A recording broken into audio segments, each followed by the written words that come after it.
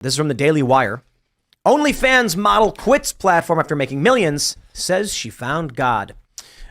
She found God. After making $9 million on the porn streaming site OnlyFans, Nala Ray told the Daily Wire host Michael Knowles she's found God and quit the business.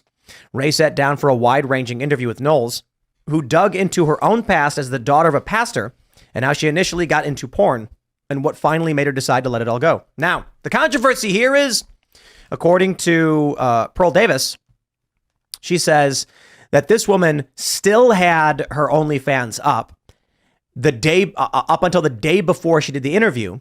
And the whole argument that she's quit OnlyFans and no longer wants to be a hooker is a grift to make money. Now, the reason why I want to bring this up is because my response is good. Pearl Davis says, let me get this straight. I'm the bad guy for saying this is all for money. And then she brags in this interview about how much money she's making off God. What are you doing now for money? I just go live on TikTok and talk about God, and I'll make pretty decent money off that. My response to this is good. Even if it's a grift, this means grifters are learning that God is a better grift than porn. It's better to have these people pushing virtue instead of degeneracy.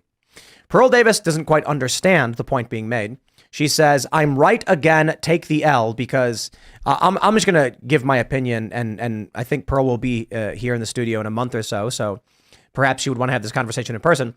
I believe, like Pearl saying, I'm right again, take the L.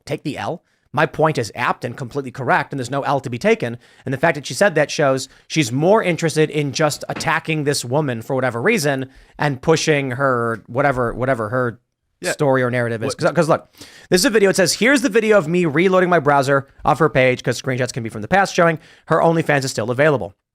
My point. That has no bearing on my point. She is a degenerate, and now she realizes there is more money feigning virtue. It means that there is a culture shift towards virtue, to which she then tries to just hammer in the point that Michael Knowles is wrong and she's bad and it's bad no matter what, and we have to be angry and cry about it. Our culture is not going towards virtue when we used to have actual preachers and now we have OnlyFans models. I'm not sure how you can ignore this with the insane number of sex workers that have popped up among celebrities and even just on X, to which I must say again for the 800th time, this is called moving in the right direction. My point here is, you had a woman who went on OnlyFans to make millions of dollars. And for whatever reason, she's like, I'm going to say that I found God. Maybe she did, maybe she didn't. But imagine what happens when someone who used to do porn is turning it off, doing an interview with Michael Knowles, and then saying they found God. If that is maintained and encouraged, then there's kids who are going to go on a TikTok and they're going to find someone with tons of followers making money by saying, porn is bad, don't do it, find God. Even if she's lying to make money and laughing, going, conservatives are so dumb, look how rich I am. A bunch of kids will grow up hearing that message and believing it. It makes me think of in Mere Christianity, the C.S. Lewis essays, when he talks about, my job is to bring you into the hallway, and when you decide what door, meaning like what, if you want to be Roman Catholic, Greek Orthodox, whatever, that's your choice to go in it. But the first thing I could do is to bring you to the hallway of Christianity, and that's where you need to start. Again, I can't say if this person is sincere or not, but it is interesting that if she is a grifter who is grifting, that she was like, there's money to be made in this venue. That means that people are desiring that content, right? Let me ask, is her OnlyFans page still live while she's on TikTok talking about how she's become Christian? It was for a while. Not well, according to Pearl and others, right before she did the interview with Michael Knowles about it, she took it down.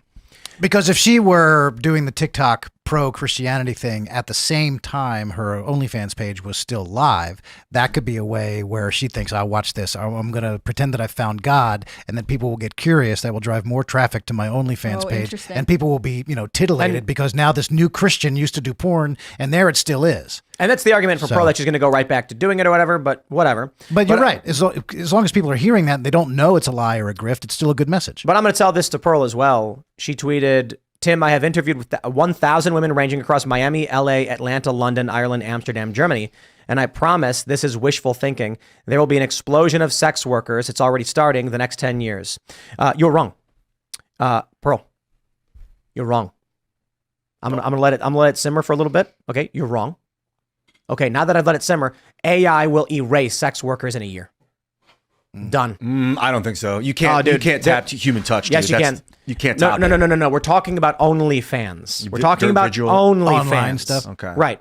it's going to be erased. Wow. Gone. Because you already have these stories popping up of AI women who generate $30,000 a month or more. Wow. And a guy can run 100 AI women. Here's the thing. A real human woman will struggle against an AI that can deliver exactly what a person wants. A human can only try and guess at the emotional state of the person making the request. The AI can scan all the messages, compare the messages from guy A, guy B, guy C, and then know exactly what to send to a guy to get them to subscribe. And they're going to take all the money, and it's going to be dudes living in an OnlyFans virtual world plugged into a robot run by some big fat dude who's got 100 accounts. These women may start signing up for OnlyFans, and then they're going to drop off instantly because they ain't getting nothing from it. Interesting. You know, I've thought about AI and how it's going to replace a lot of stuff. What about the big voice movie voiceover guy? You know, the guy who does the trailer voice. Yeah, coming this summer. Well, it's, right. That guy's gone. He doesn't have a job anymore. Well, he's been gone for a long time. Is that right? Well, I mean, there's like, it's not one guy. There's like an AI Orson Welles. I don't mean Welles. just the one guy, but like a guy who does that for a living. The big voice guy, the voiceover guy. Yeah, they don't. I don't think trailers do that anymore. AI could do that. Summer. Yeah, you wouldn't need him anymore. Yeah, no. But that whole thing's been gone for decades. Yeah. The whole in a world gone mad. Like they don't do that anymore. Now trailers are all just clips.